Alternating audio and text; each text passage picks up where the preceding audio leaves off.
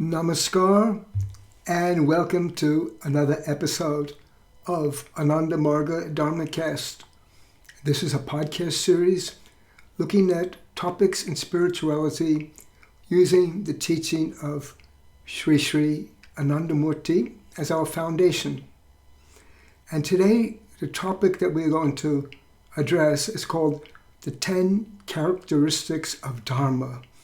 And this is based on a lecture which Anandamurti gave in 1979 in Bangalore, India, and it's compiled in the book Ananda Vachanamritam, Part 8. So this discourse is based on an ancient poem, and it says, Dhriti, Ks'ama, damo'steyam, Shaoca, Indra, Nigraha. Dhiirvidya, satyamakrodho, dashakam, dharma lakanam. So here he gives this poem gives the 10 characteristics of Dharma. And before I get into the meaning of each of those characteristics, I want to say one general thing about Dharma. So Dharma is sometimes a misunderstood word. Sometimes people feel it's their religion is their Dharma. They say, I follow the Hindu Dharma, Christian Dharma, Muslim Dharma, this Dharma, that Dharma. Some say it like that. Some say it just means your social obligation. But here, we're going to use it in the framework of how Anandamurti describes it. He says that basically Dharma means the characteristic of something, the fundamental characteristic. So what is the fundamental characteristic of being a human? And then also you can look at animals, what is their fundamental characteristics?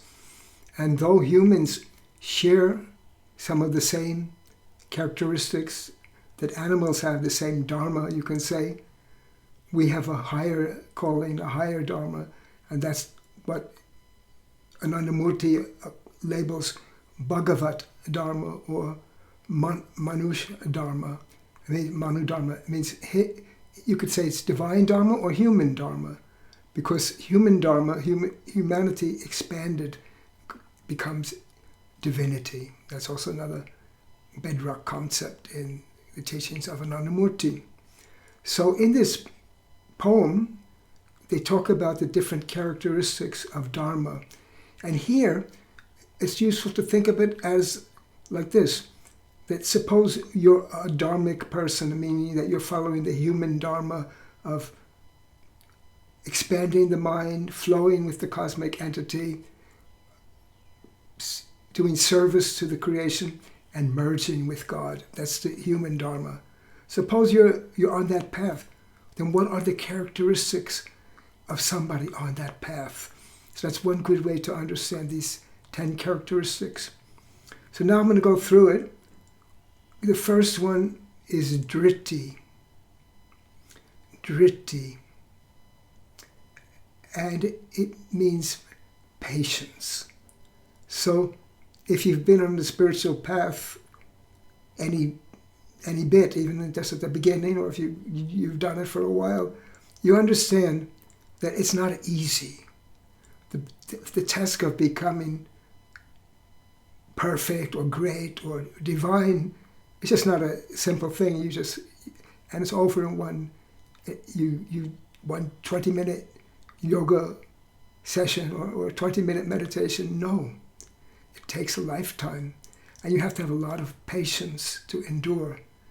In Anandamurti's discourse, he said, suppose someone planted some seeds, and then that person got impatient and dug up the ground to see are they growing or not. And of course, the seed will never grow with that kind of intervention. So on the spiritual path, patience is a virtue that's really important. So we should try to cultivate that. And the more we cultivate it, the more successful we could be on this path of human Dharma. Then the next one is called Ks'ama, K-S, diacritical mark, Uchi, A-M-A, Ks'ama. Or it could be pronounced Kama, also in different pronunciations of Sanskrit. But here, we don't have to worry about the pronunciation, but the meaning is important, and the meaning is forgiveness. So you've heard the expression, to make a mistake is human, but to forgive is divine. So here, forgiveness is given a high place. And what Anandamurti said in his discourse back in 79, he said, the idea is we should stop the chain of action and reaction. So suppose someone throws a stone at you, and then you throw a stone at them, and they throw a stone at you. It goes on and on. It even goes on for generations. And sometimes the future generations may forget why the first stone was even thrown. So somewhere along the path, when people can exercise some forgiveness, then this chain of action and reaction can come to an end. Now, forgiveness is not always possible in human life. I can't forgive someone who's done something to the whole society. The whole society will have to forgive. But in personal life, we can definitely exercise forgiveness. And the more we do that, the more in line with Dharma we will be, and the more divine we will be. Then the next one is called Damah. Damah means self-control. So this is an important point, because in humans we have different kind of tendencies that we fight against. We can have jealousy and greed and different kind of things which are not really nice, and they're assailing our mind, but we have to maintain control over them. So self-control is really a great virtue, and we should do our best to cultivate it in any instance where it applies. So Dhamma, control, self-control. Then the next one is Asteya. Asteya means non-stealing. And so for those who have studied the idea of yama and niyama, the yoga code of conduct, the 10 things we should do, observances to get us in harmony with the society around us, and the purifications, the 10 niyama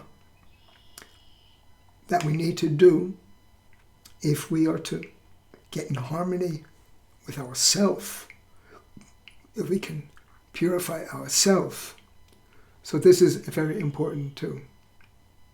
So now what is Asteya? Asteya is simple. It means non-stealing. Don't take what belongs to others. Don't even think about, don't plan it even. Don't take it directly. Don't take it indirectly. And Anandamurti wrote a very good little book about this. It's called A Guide to Human Conduct, where all the yama and niyama points are explained very nicely and quickly. It's a 70-page book. So I recommend that. So Asteya is one of the points of yama, or more correctly called jama, because the J in the Y, when it comes in the beginning of a word in Sanskrit, can be pronounced, it should be pronounced as a J. Then next one is Shaoca, which is also from the niyama section. And niyama means cleanliness. And for humans it means internal cleanliness of the mind, keep the mind peaceful, keep it pure, and external cleanliness of our environment. You've heard the expression, cleanliness is next to godliness, and it's true. If you're in a good environment with good thoughts, good things going on, and it's clean and neat, then your mind will soar. It will go higher and higher. So Shaoca. Then the next one is called Indiya Nigraha. So Indriya means the organs. Nigraha is a control.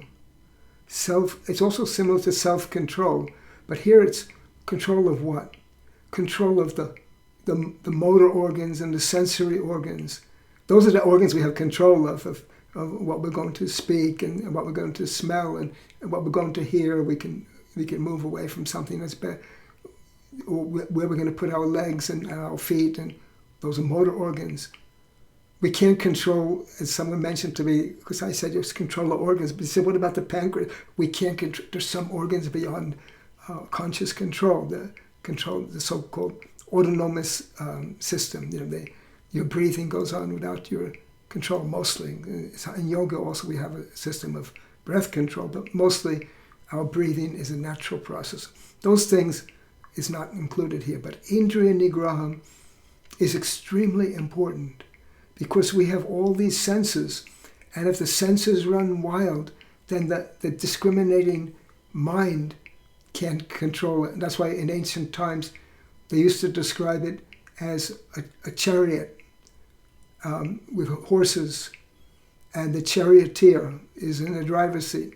But if the horses are stronger than the reins, which is the mind, if the horses are out of control, the chariot will go in any direction and not in the proper one. It will end up in the side of the road, in the ditch.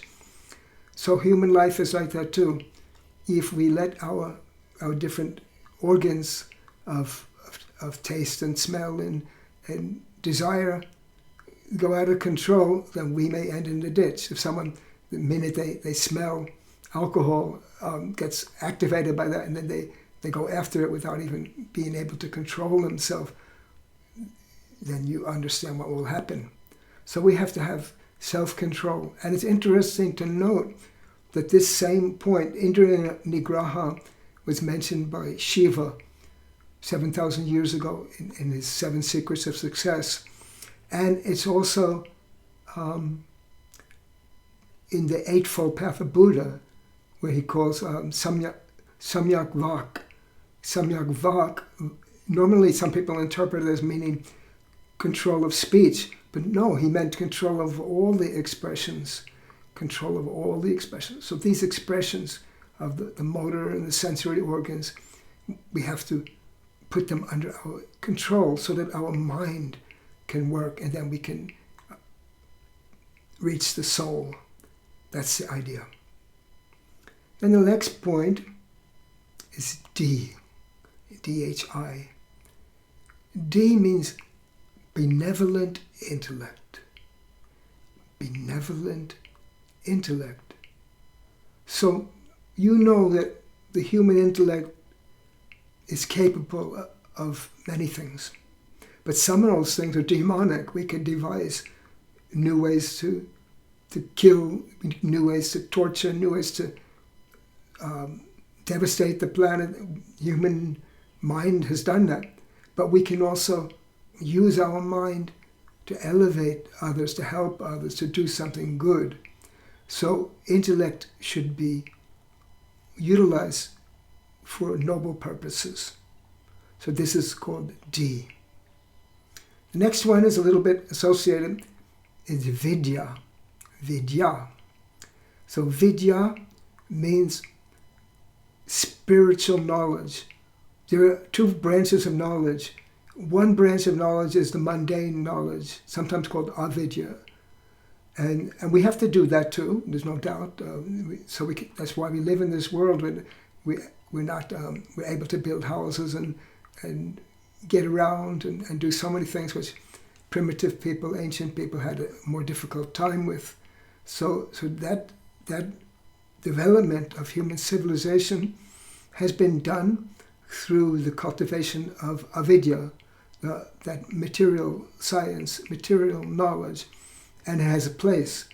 But when we're talking about the Dharma of the spiritual path, Vidya means we should cultivate spiritual knowledge. And that spiritual knowledge, that spiritual force will elevate us and bring us towards our full possibility. So that's why Vidya has a very important place to play. Then the next one is Satyam, and this is also part of Jama Niyama, part of the Jama section. So we talk about Satya. So Satya, what is it? And I did a video on this, where does absolute truth reside? I'll put a link to it. And that's about satya. So satya, generally, it means to tell the truth. So we should be honest and truthful. But it also means benevolence, to tell the truth in a way that will help people. So it's a very big part. It's one of the most important parts of spiritual conduct, I think. If you can master that, then you're in good shape. Because, for instance, suppose you're really committed to human or welfare in general, then you can't steal from anyone, you can't hurt others, and so many other vices can't be done if you really are implanted in satya. And satya, also another meaning of it is, it means the absolute truth, what doesn't change. So you know that in our mundane world, many things change. The capital of one place may change. Even the composition of different nation states changes. So the boundaries that were there in 1870 in Europe are quite different from what they are in 2024. So if you're a student of geography, you have to keep up with the changes. But there's certain things that don't change, and that is the supreme entity, that cosmic entity. It's an unchangeable, absolute truth. And that's really what Satya is mostly about. So we should aim for that.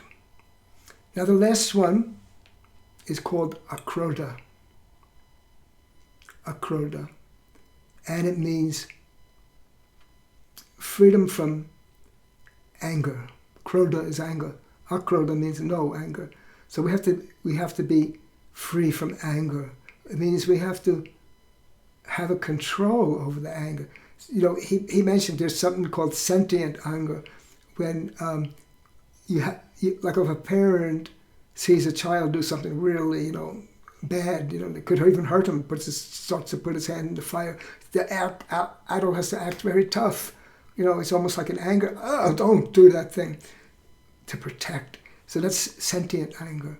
But most of the anger that we see in the world today is when people have their organs get out of control. Like I talked about, we talked about Indra Nigraha. Some of the organs get out of control. Like you've heard of road rage incidents on the roads. People get really angry. Someone cut them off, and then they say, "I'll cut you off." It gets very ugly because the person is taken up by that anger. So we have to reach a state of mind where we are not taken up by anger, and that's called Akrodha. Then the rest of the poem says, after you get to Akrodha, it says, dashakam, dharma, lakanam. That means these are the 10 qualities of Dharma. I'll go over that poem again. Dhriti-ks, damo'steyam, Shaoca, Indiya Nigraha. Dhii, Vidya, Satyam, Akrodha, dashakam, dharma, lakanam. So that's it. And I'm going to write down, in the description below, I'm going to write down each thing, because someone asked me about that. I'll write down each of those qualities in the capsule description and just memorize it, but more importantly, live it. So that's the Dharmacast episode for today. And I thank some of my people who were in my live meditation on Sunday. They requested me that I go over this topic again, because I read it to them, and then they said, "Oh, can you put it down so that we can hear it again?" So here it is for them and for you. And if you like what you're hearing and you want to hear more, but if you like what you're hearing, give it a thumbs up on any platform that you are. If you're on YouTube, there's an easy thumbs up. Other platforms, you can also give it a positive rating or something. And if you also like it, you can comment on it. If you have any comments of how to apply these things. And if you share it with others, that's also great. And the reason why liking and commenting and sharing is good, first of all, it gives me an idea to know which content is important for you. But the main thing too also is that it helps the algorithm to display this content to more people. So if you would like to see this kind of content displayed to more people, then interact with it in some way, to subscribe to it, give it a thumbs up, give it a comment, whatever you can. Share it with your friends. So this is the way to do it. So, that brings me to the end. And also, you'll see on the screen, it'll suggest another video. Go there and learn some more. That's Namaskar. It means I salute you with my mind and all the love of my heart.